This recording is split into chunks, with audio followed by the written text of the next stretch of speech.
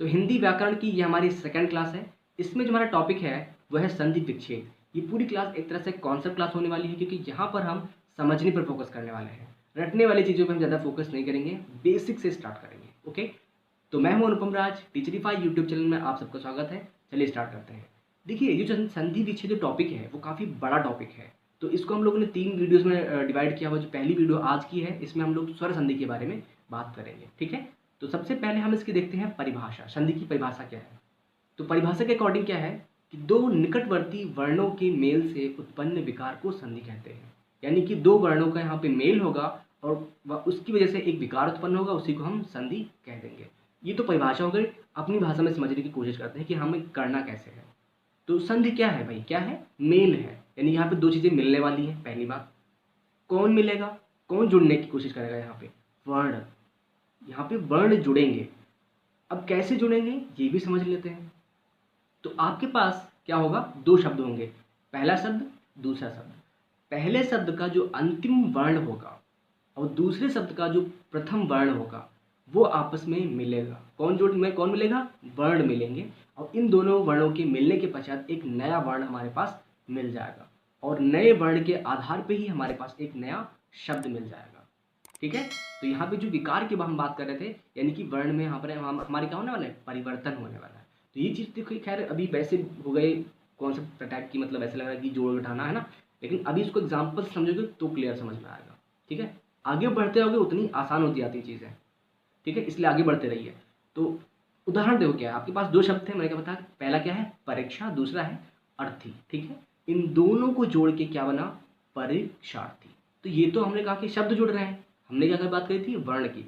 हाँ, वर्ण ही जुड़ रहे हैं, क्योंकि पहला जो वर्ण है, जो पहला शब्द है, जो परीक्षा, तो श में क्या है? इस श में बड़े अ की मात्रा है यहाँ पे देखो। ठीक है, इसलिए यहाँ पे बड़ा अ हो जाएगा। सॉरी, यहाँ पे बड़ा अ है। ठीक है, अब यहाँ पे दूसरा शब्द जो अर्थी है, तो अर्थी का पहला यानी दूसरे का पहला, इसमें कौन सा वर्ण हमें मिल रहा है? अ मिल रहा है।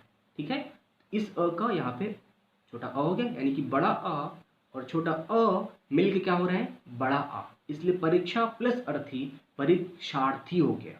ठीक है, यहाँ पे बड़ा आ रहा है, परीक्षार्थी। तो ये हो रहा है जो शब्दों के बैकग्राउंड में। ओके, अब ये तो बात हो गई संधि की। विच्छेद क्या है फिर? क्योंकि हम दोनों टॉपिक को एक साथ लेके चल रहे हैं, क्योंकि हमको अगर पता है संधि हो गई तो विच्छेद भी हो जाएगा। तो विच्छेद का मतलब क्या है कि संधि हमने करी, जोड़ने की कोशिश करी थी, अब उसी को जस्ट उल्टा कर दो, तोड़ने की बात कर देते हैं, तो हमारा विच्छेद हो जाएगा। तो हमारे पास मान लो आपके पास एक सीमांत शब्द है, एक शब्द है सीमांत, इसको तोड़ने की कोशिश करते हैं तो हमें समझ में आता है कि इसमें दो शब्द छिपे हुए हैं। कौन कौन सा? पहला शब्द है सीमा और दूसरा शब्द है हमारा अंत। तो कुल मिला के क्या हो गया? सीमांत। अब कैसे बना? यहाँ पे सी माँ, तो माँ में आपको दिख रहा है कि बड़ा आ है। ठीक है, तो बड़ा आ हमारा क्या है? मिल रहा था, आउटकम जो जुड़ने के बाद। अब इनको अलग करें तो क्या मिला? सीमा माँ के अंदर पहला शब्द का जो वर्ण है वो अ मिला, और दूसरे शब्द का जो पहला वर्ण है छोटा अ मिला। ठीक है, उल्टा किया हमने, पहले का जस्ट उल्टा। इतनी बात हो गई संधि के बारे में। ठीक है, अब हम टाइप आते हैं, समझते हैं क्या है, कुछ है जो पेपर में पूछता है। ठीक है, तो सबसे पहले देखते हैं संधि के प्रकार कितने हैं।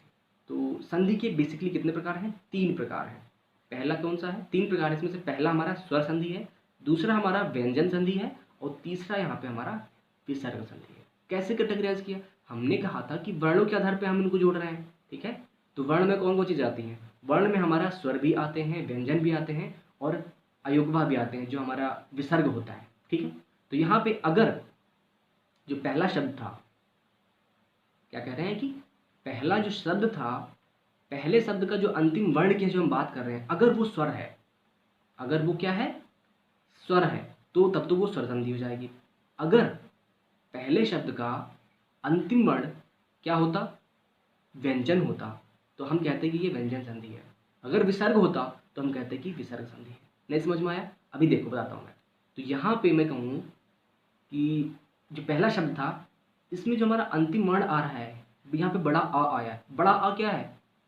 स्वर है ना, इसलिए स्वर संधि यहाँ पे है। इसमें कौन सी संधि है? स्वर संधि। अगर यहाँ पे क ख ग घ अंग कुछ ऐसे आता तो हम क्या कहते हैं कि ये सब व्यंजन है, तो यहाँ पे व्यंजन संधि हो जाती। अगर विसर्ग होता तो विसर्ग संधि हो जाती। तो ये चीज़ समझ में आई? ओके, आगे बढ़ते हैं। अभी ये हो क्या होगा कि स्वर संधि के होते हैं 5 प्रकार, और प्रकार हैं किसके? स्वर संधि के। क्या नाम है इनके? दीर्घ संधि, गुण संधि, वृद्धि संधि, यण संधि और अयादि संधि।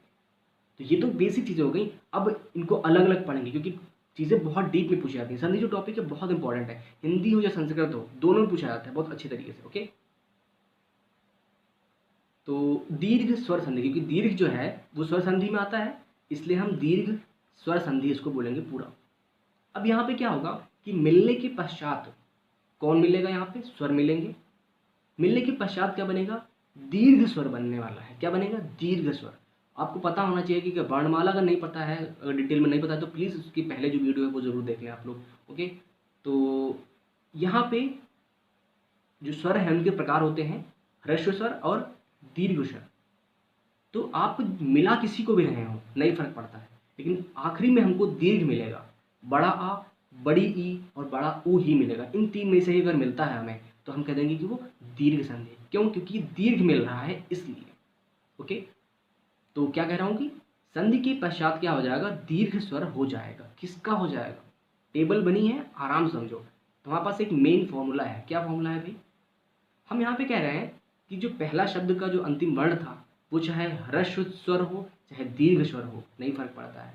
चाहे दूसरे शब्द का हमारा पहला वर्ण ह्रस्व स्वर हो चाहे दीर्घ स्वर हो नहीं फर्क पड़ता है। हमें आखिरी में क्या मिलेगा, आखिरी में जुड़ने के पश्चात हमें दीर्घ ही मिलेगा।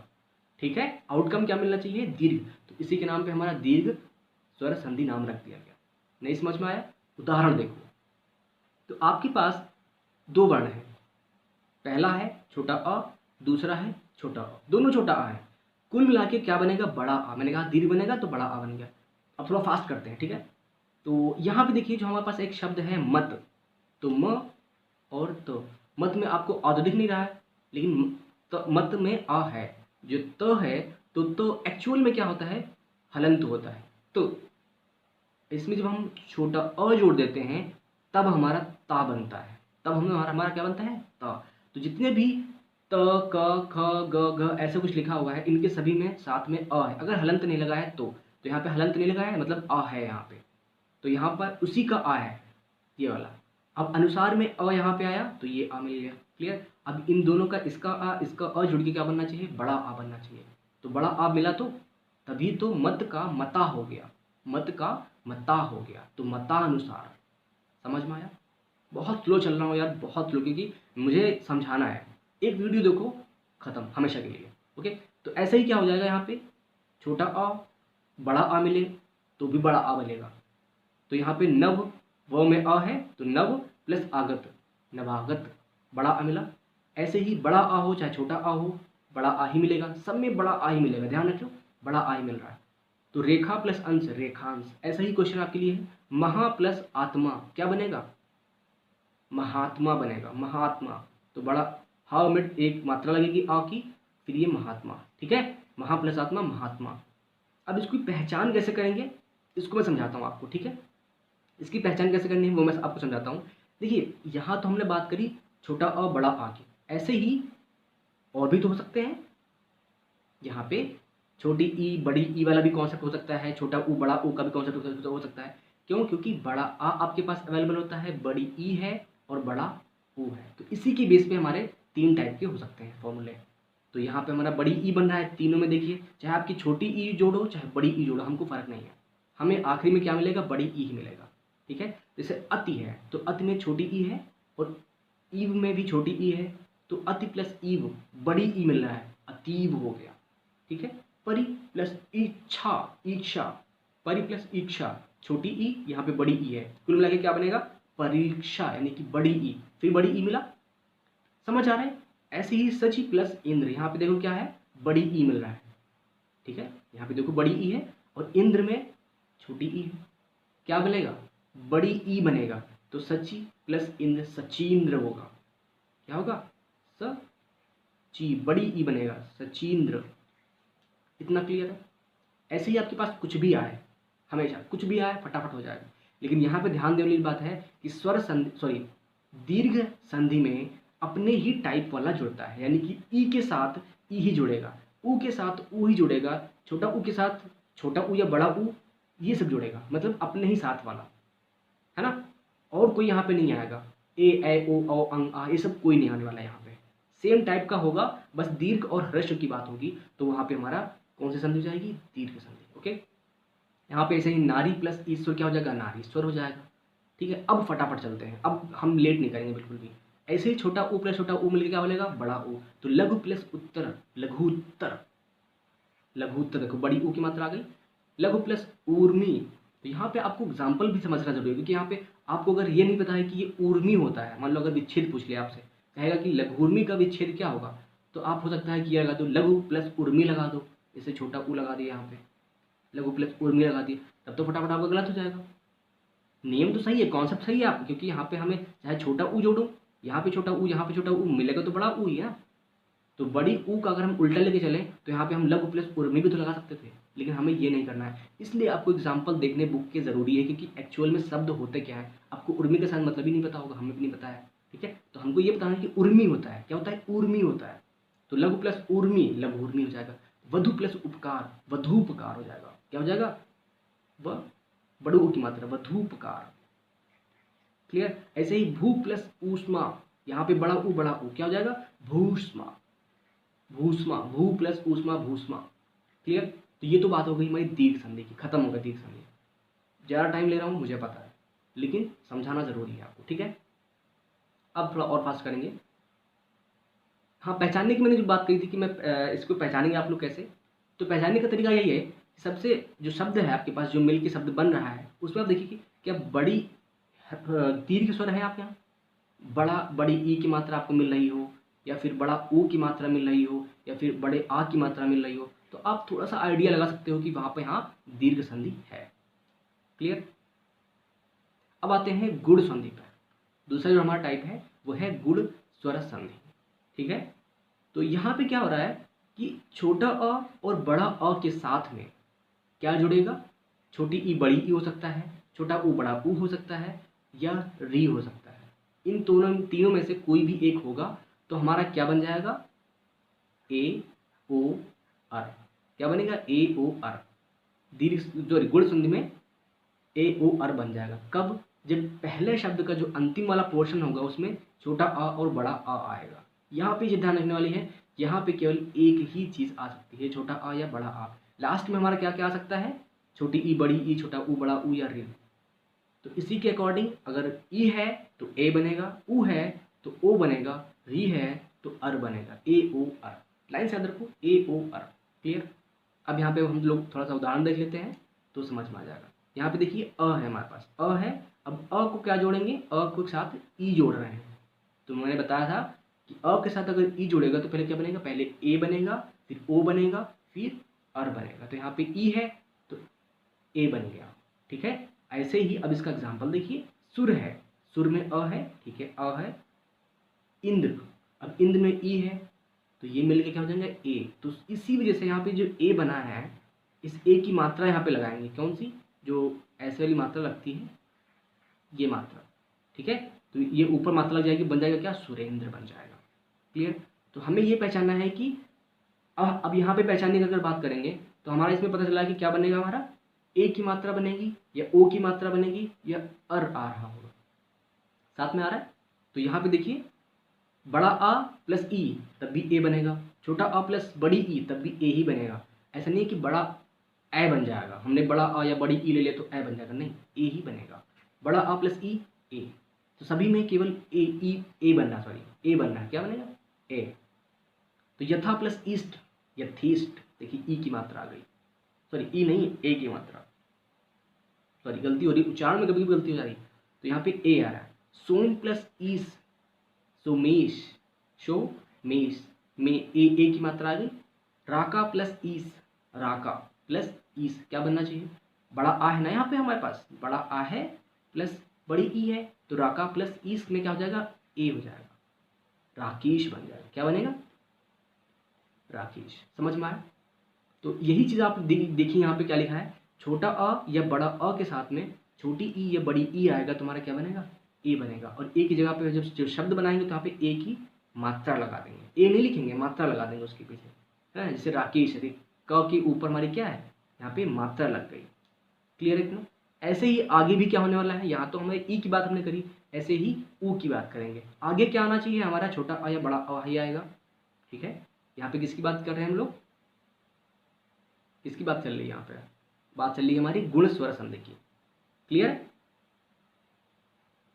तो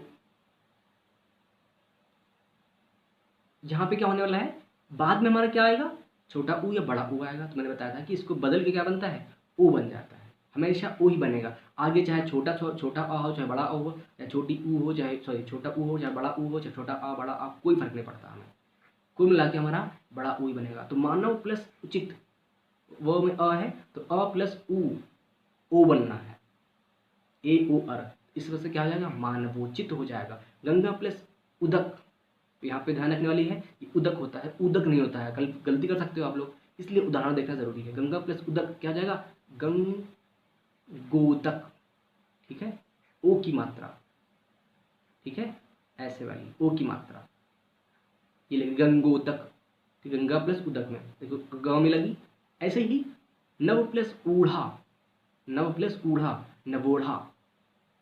क्लियर है, नव प्लस ऊढ़ा नवोढ़ा हो जाएगा। ऐसे ही महा प्लस ऊष्मा, देखिए बड़ा ऊ आ रहा है लेकिन हमारा ओ ही बनना है, सब में ओ बनेगा केवल, तो महोष्मा हो जाएगा। ऐसे ही आप एग्जाम्पल देखते जाइए, आगे चीज़ें आपको समझ में आ जाएंगी। क्या हो रहा था यहाँ पे, बड़ा आ हो चाहे छोटा हो नहीं फर्क पड़ता हमें, हमें क्या चाहिए, छोटा ऊ और बड़ा ऊ मिल जाएगा तो हमारा फटाफट ओ बन जाएगा।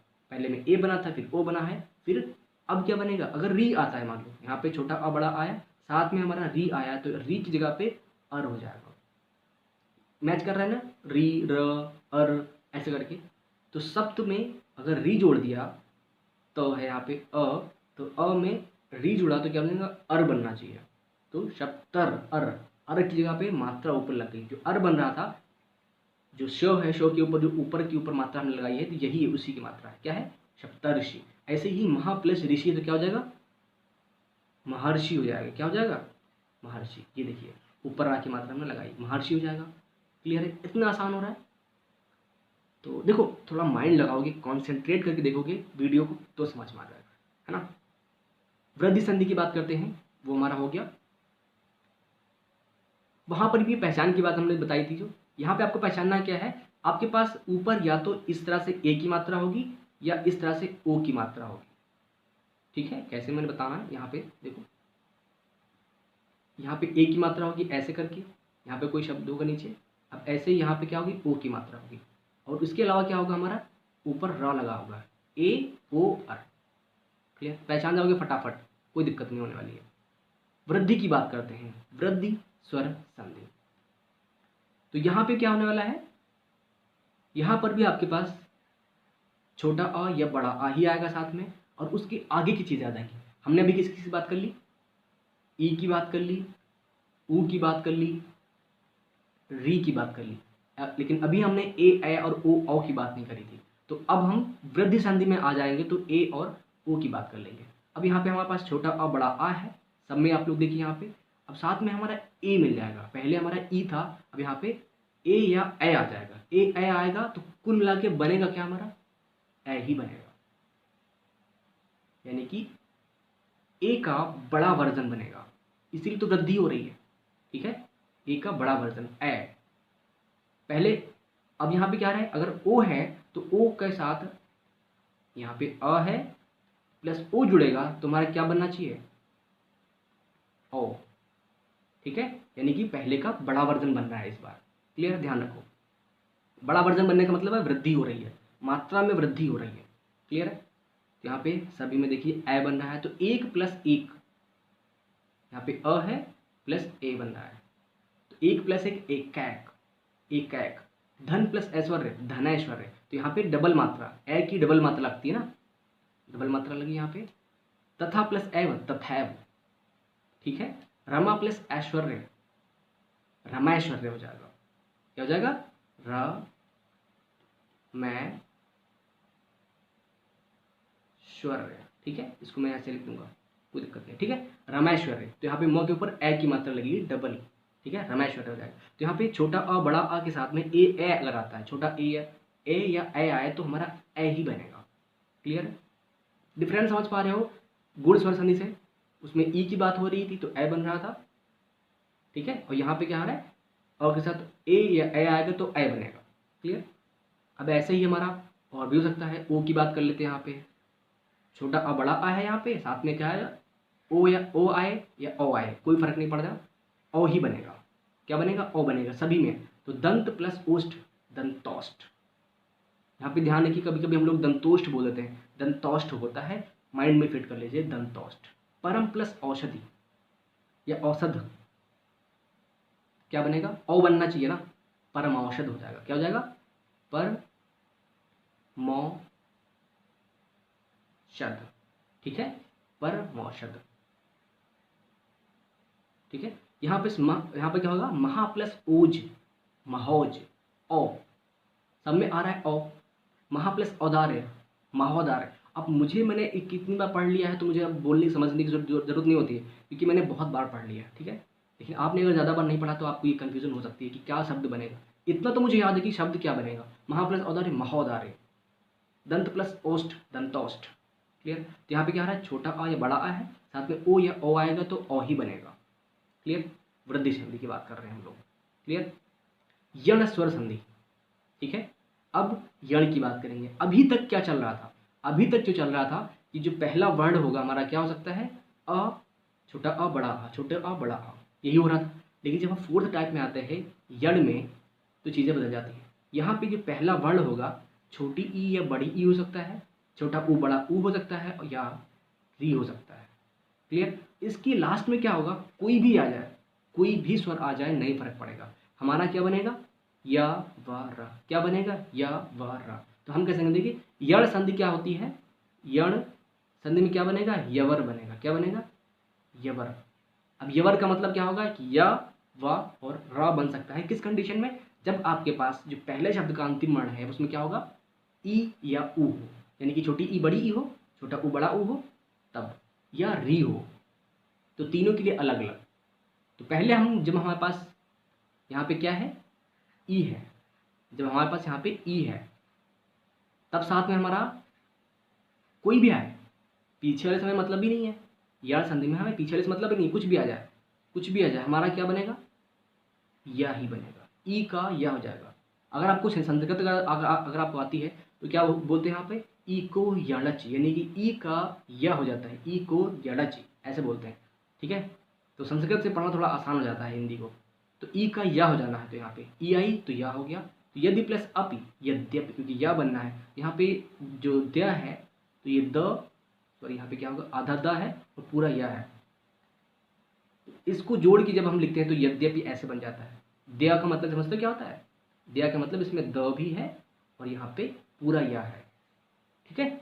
ऐसे ही अति प्लस आचार, अत्याचार। अब यहाँ पे ध्यान देने वाली बात यह है कि जो जो वर्ण है, जो पहला वर्ण है, पहले शब्द का जो अंतिम वर्ण है, जैसे द है, तो यहाँ पे द आधा हो जाता है अपने आप, द का आधा वर्जन आ जाएगा। जैसे ती है, तो ती में जो त है, त यहाँ पे पूरा त है, लेकिन यहाँ पे आधा त हो जाएगा, अत्य, अति प्लस उत्तम, तो त का ति हो जाएगा, अदत, यानी अत्युत्तम।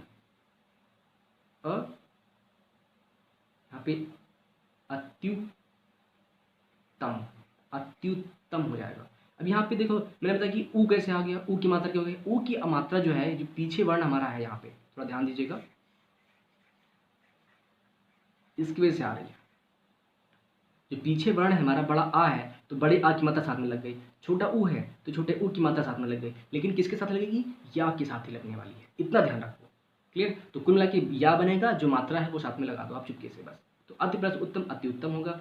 वी प्लस ऊह, व्यूह बन जाएगा। मैंने क्या बताया, आधा हो जाएगा और फिर इस ऊ की बड़े ऊ की मात्रा सामने लग जाएगी, व्यू हो जाएगा।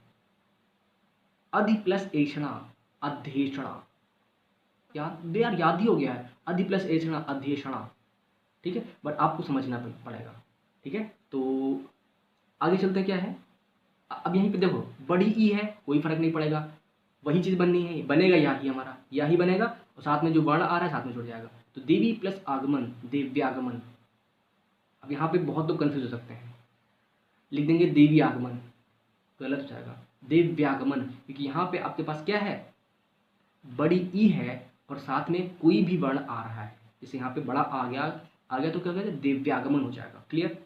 ऐसे ही नदी प्लस ऐश्वर्य, नद्यैश्वर्य, नद्यैश्वर्य, क्योंकि ए आया तो ए का ए की मात्रा भी तो लगाओगे, या तो आना ही आना है, लेकिन ए की मात्रा भी तो कहीं गायब कर दोगे क्या, नहीं लगाना है। ठीक है, तो ऐसे ही ऊ है, तो ऊ के साथ अगर कोई भी पीछे कुछ भी आए, यहाँ पे अगर आगे ऊ है पीछे कुछ भी आए तो क्या हो जाएगा, व बनेगा। मैंने क्या बताया, ये क्या बनता है, यवर बनता है, यण में यवर बनता है। तो सेकंड में क्या आता है, ऊ आया तो क्या बनेगा, व बनेगा। क्लियर, वो बनेगा। तो इस वो की बात अगर करें तो यहाँ पे उदाहरण देखो, अनु प्लस ऐ, तो यहाँ पे वह आना चाहिए, अन्वय हो जाएगा। इस न का आधा ना हो गया, और फिर नया वर्ण जो बना यहाँ पे, जो विकार के बाद उत्पन्न हुआ वो क्या बना, व, तो अन्वय, तो यहाँ पे व आया। अनु प्लस एषण, अन्वेषण, अनु प्लस वेषण, एषण, तो एक की मात्रा यहाँ पे लगी है, ऊपर लग जाएगी। ठीक है, व के ऊपर अन्वेषण हो जाएगा। गुरु प्लस ओदन, गुरु प्लस ओदन क्या बनेगा, गुरबोधन हो जाएगा, गुरबोधन। देखो यहाँ पे क्योंकि र है तो र के ऊपर चला जाएगा, आधा बनना है तो आधा और ऊपर जाएगा, कैसे बनेगा, कैसे लिखेंगे इसको, देखो गुरबोधन ऐसे लिखा जाएगा, क्योंकि र लिखना है तो र ऊपर लगा देंगे, क्या दिक्कत, कोई दिक्कत नहीं है। क्लियर। अब ऐसे ही लास्ट का जो एक बचा है इसमें से, री प्लस अ, जैसे री है तो ए क्या बनना था, यवर बनना था, तो यहाँ पे र बन जाएगा बस। यहाँ पे देखिए र आ रहा है। क्लियर। तो पितृ प्लस अनुमति, पितृ अनुमति, पितृ, तो जो र है वो कहाँ हमने लगाया, तो के नीचे लगाया, पितृ अनुमति, पितृ अनुमति। ठीक है। मात्र प्लस आज्ञा, मात्राज्ञा, तो यहाँ पे जो यहाँ पे लग कैसे रहा है रहा उसकी भाई उसको तो आप पढ़ना ही पड़ेगा तभी समझ पाओगे। ठीक है। तो यहाँ पे पितृ अनुमति था, अब यहाँ पे जो मात्रा अनुमति है तो मात्रा जो है तो त में रा ऐसे लगा, त में इस प्रकार से लगा तो त्रा बन गया, पित्रानुमति। अब इसे पितृ प्लस इच्छा है तो क्या बनेगा, पितृक्षा बनेगा। क्या बनेगा, ऐसे लिखा जाएगा इसको, देखो पी त्रि फिर ऐसे बनेगा प्रतीक्षा।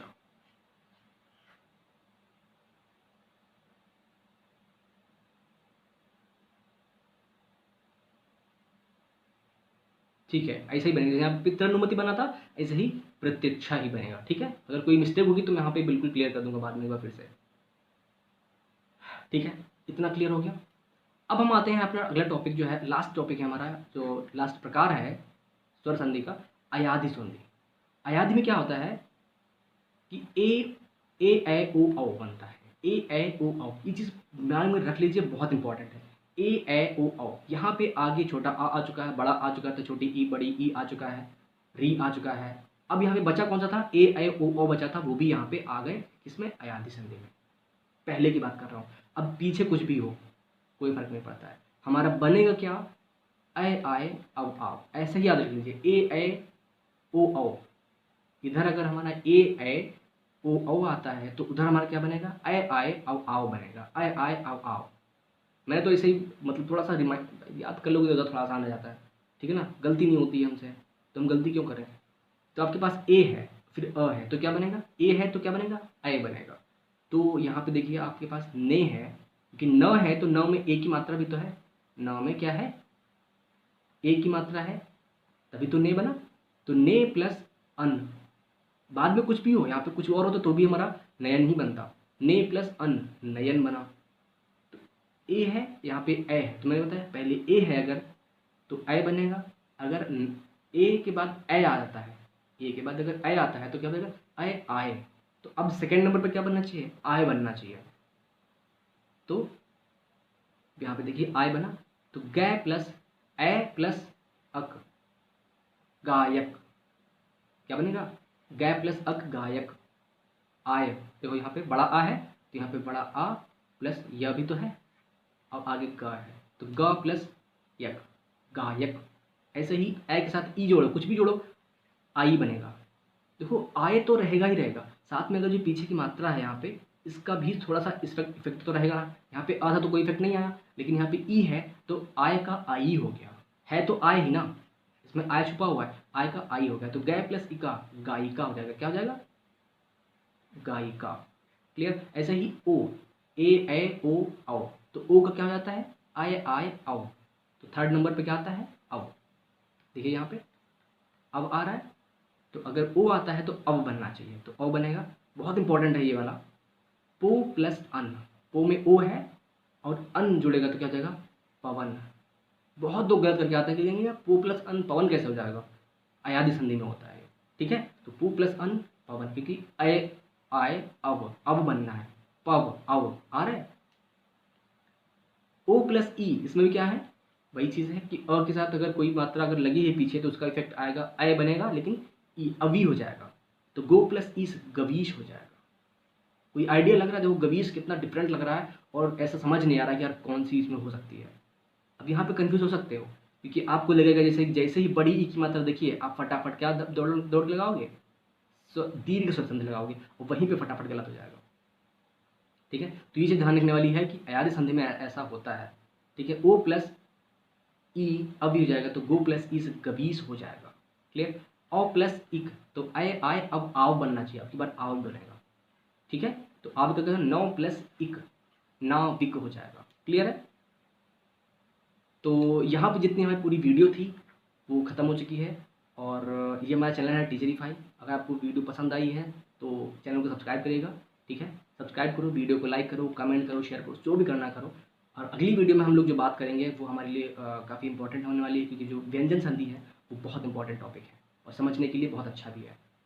तो आई होप कि आप लोग को वीडियो पसंद आई होगी। अगर आपको कोई डाउट है, कोई दिक्कत है तो कमेंट सेक्शन में बताइए, उसको नेक्स्ट वीडियो में सही किया जाएगा, सुधारा जाएगा, ओके। तो अगली वीडियो में मिलेंगे, तब तक के लिए गुड बाय, पढ़ाई करिए।